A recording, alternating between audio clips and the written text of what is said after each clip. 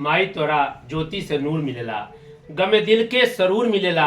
आ जे रौरा दरबार में आ जाए ओकरा कुछ न कुछ जरूर मिलेला। जे रौरा दरबार में आ जाए ओकरा कुछ न कुछ जरूर मिलेला। माई रूसल बारी त मनावही के परी, माई रूसल बारी त मनावही के परी। उनकर महिमा के गुण गावही के परी। पूत कतनो होके लेकिन हिया से बुलावे त माई के आवही के परी, हिया से बुलावे त माई के आवही के परी। नवरातन चलता, भक्त एगो माई के अपना घर में बुलावता।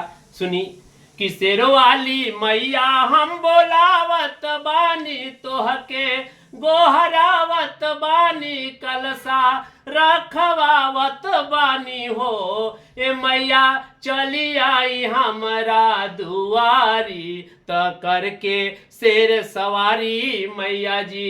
ए मैया चली आई हमरा दुआरी त करके शेर सवारी मैया जी।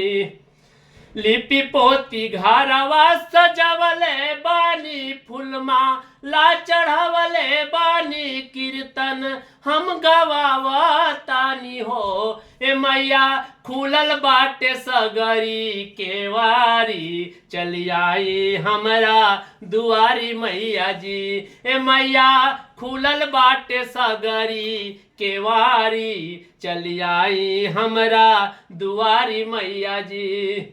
लाल रे ओहारवा टंगवले बानी जाई, हम जमावले बानी दियाना, हम जरवले बानी हो। ए मैया रौरा हई जगत महतारी, चली आई हमरा दुआरी मैया जी। ए मैया रौरा हई जगत महतारी, चली आई हमरा दुआरी मैया जी।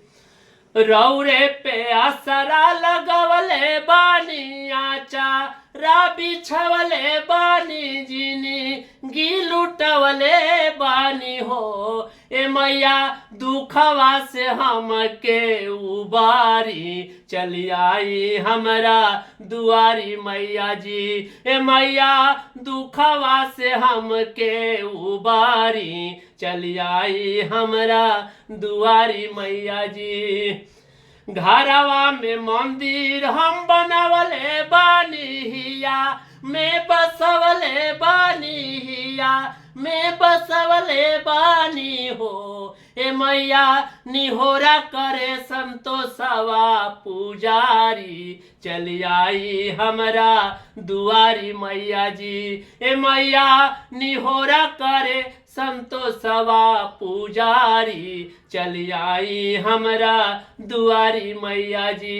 ए मैया निहोरा करे संतोषवा पुजारी, चली आई हमरा दुआरी मैया जी। शेर वाली मैया हम बोलावत बानी तोहके, गोहरावत बानी कलसा रखवावत बानी हो। ए मैया चली आई हमरा दुआरी त करके शेर सवारी मैया जी।